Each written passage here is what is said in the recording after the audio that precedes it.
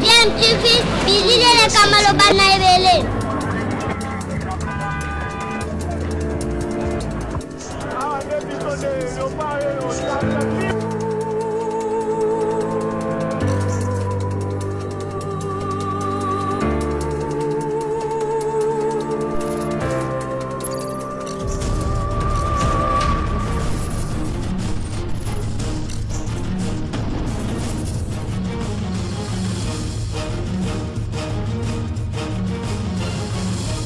DMTV toujours en avant. Sur DMTV, bonjour ou bonsoir, tout dépend de l'heure à laquelle vous nous suivez.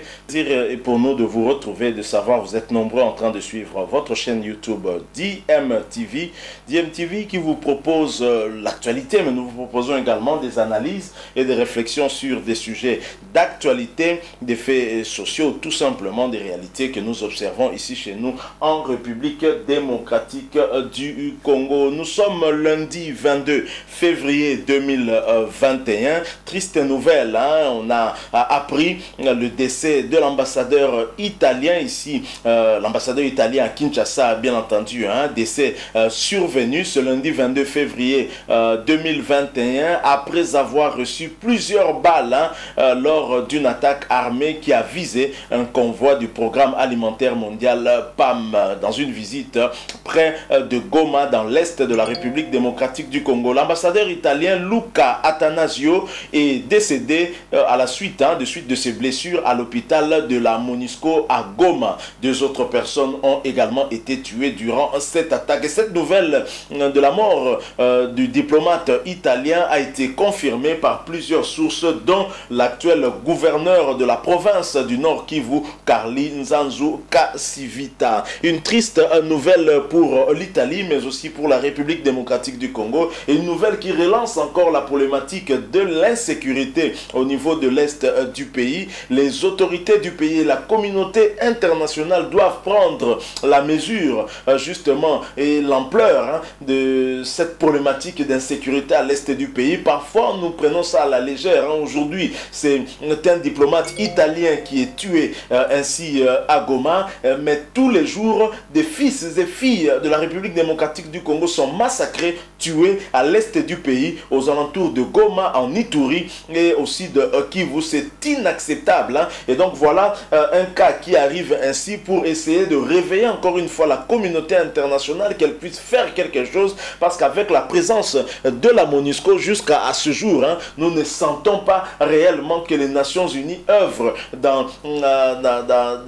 dans une dynamique tendant à mettre fin à cette situation d'insécurité qui a coûté la vie à des millions de Congolais. Je pense que ce décès que nous n'avons pas en tout cas souhaité, on ne peut pas vouloir la mort de quelqu'un, mais doit interpeller en tout cas à tout le monde, en commençant par nos autorités et le chef de l'État en premier, puisqu'il est le premier d'entre nous tous, mais également en tout cas la communauté internationale qui en sait long sur cette problématique d'insécurité à l'est du pays. À quand la paix à l'Est? À quand la sécurité à l'Est pour permettre à la République démocratique du Congo de se mettre résolument vers la voie de développement? À quand la sécurité pour permettre à la population de l'Est du pays de vaquer à ses occupations, permettre aux enfants d'étudier dans des conditions normales? Là, ça fait plusieurs années que cette insécurité perdure, et c'est simplement pour à la suite de la volonté des hommes, et ce n'est pas normal. Nous pensons que l'ONU, que l'Union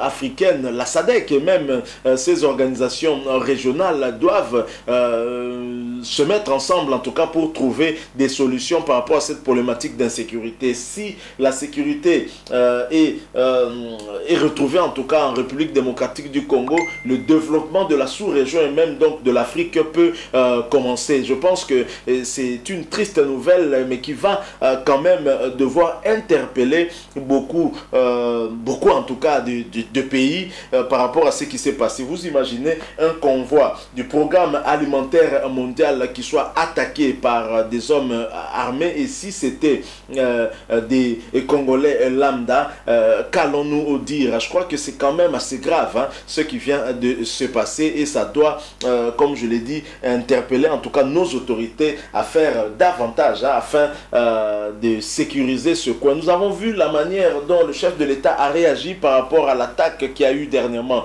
au niveau de Lubumbashi avec les Bakata Katanga, en envoyant tout un régiment renforcer en tout cas les positions de FARDC au niveau de Lubumbashi. 1800 militaires, 1800 commandos de la garde républicaine. Nous pensons que le chef de l'État devrait prendre les mêmes décisions pour sécuriser l'Est du pays. C'est le ventre mou de la République démocratique du Congo. Sans l'Est du pays sécurisé, je ne vois pas comment notre pays peut se développer. Il est important, il est impérieux, il est même indispensable de pouvoir sécuriser ce coin du pays et permettre à la République démocratique du Congo de se mettre vers la voie de la construction de son pays, de la reconstruction des endroits qui ont été déjà construits et également aussi du développement, bien entendu, avec une politique de bon voisinage, parce qu'on va se développer en tout cas en synergie dans la sous-région et même dans toute l'Afrique. C'est quand même une triste nouvelle parce que avec le programme alimentaire mondial,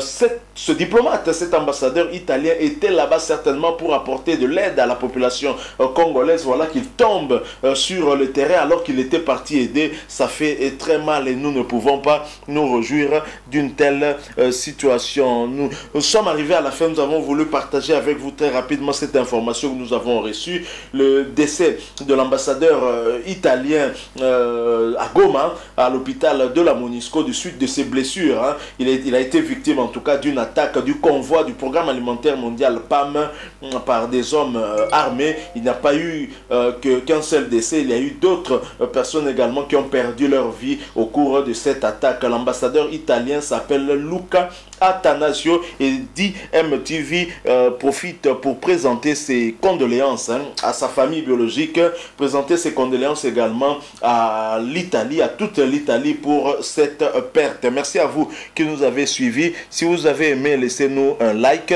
Si vous avez un point de vue, une opinion à exprimer, n'hésitez pas en tout cas de nous laisser un commentaire. Merci aussi de vous abonner à cette chaîne DMTV. N'oubliez pas d'activer la notification, juste un clic sur cette petite cloche que vous allez voir apparaître parce qu'elle va vous permettre de ne plus rien manquer des prochaines vidéos que nous allons vous proposer. Merci à vous de nous avoir suivis et d'avoir partagé ces quelques minutes avec nous. Nous savons que votre temps est très précieux et nous espérons bien sûr vous retrouver très bientôt avec un autre sujet d'actualité. En attendant, portez-vous bien et DMTV vous dit au revoir.